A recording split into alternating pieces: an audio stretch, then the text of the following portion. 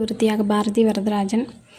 அவன் வந்து பார்த்திங்கன்னா ஒரு சூப்பரான ஒரு புத்தகத்தை பற்றி நம்ம பார்த்துக்கிட்டு இருக்கோம். நீயே உன்னை சந்தி, இங்கிலீஷில் meet yourself. Swett Marden அவர்கள் வந்து எழுதின புத்தகம் இது.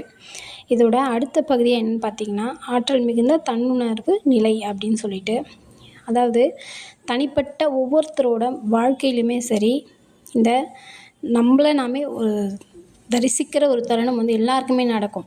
சின்ன வயசுலையா இருக்கட்டும், இல்லைனா அது காலம் தாழ்ந்து கூட அது நடக்கலாம், எப்போ வேணாலும் நடக்கலாம். ஆனால் அந்த ஒரு ஒரு குறிப்பிட்ட ஒரு சிச்சுவேஷன் வந்து என்னென்னு பார்த்தீங்கன்னா, சூரியன் வந்து நம்ம மேலே படும்போது ஒரு ஒரு உணர்வு வரும் இல்லையா? ஸோ அது மாதிரி இருக்கும். இது கண்டிப்பாக எல்லாருக்குமே நடக்கும் இது.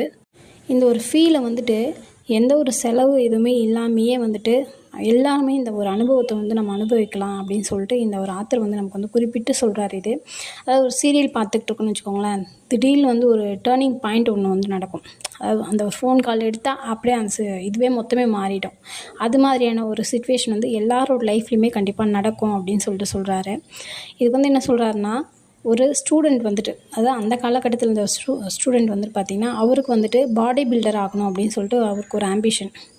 ஆனால் வந்து பார்த்திங்கன்னா, அவரோட இது என்னென்னு பார்த்திங்கன்னா, அதை நம்மளோட விதி இதுதான் அப்படின்னு சொல்லிட்டு அவர் வந்து ஃபுட்பால் இதில் வந்து இருக்கிறாரு. ஆனால் காலேஜ் வந்து படிச்சுக்கிட்டு படிச்சுக்கிட்ட டைமில் அவருக்கு லெக்சர் எடுக்கிறாரு பார்த்திங்களா, அந்த ப்ரொஃபஸர் வந்து பார்த்திங்கன்னா ஒரு கதை வந்து சொல்கிறாரு. அதாவது என்னென்னு பார்த்திங்கன்னா, ஒரு மனிதன் வந்து தோற்று போகிறதுக்கு காரணம் என்னென்னா, தன்னுடைய ஆற்றல்களை கட்டுப்படுத்தி ஒழுங்காக ஒருங்கிணைத்து கொள்ளாத ஒரு மனநிலை தான் அப்படின்னு சொல்லிக்கிட்டு இருக்காரு.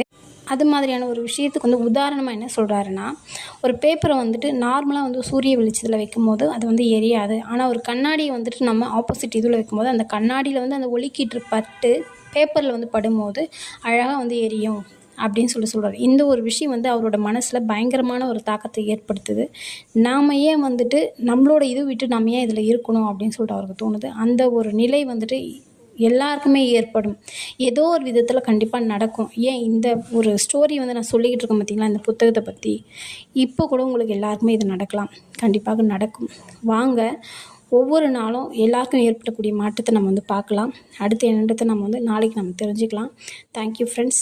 கமெண்ட் பண்ணுங்கள், ஷேர் பண்ணுங்கள், லைக் பண்ணுங்கள், சப்ஸ்கிரைப் பண்ணுங்கள். Thank you all. Thank you universe. Thank you.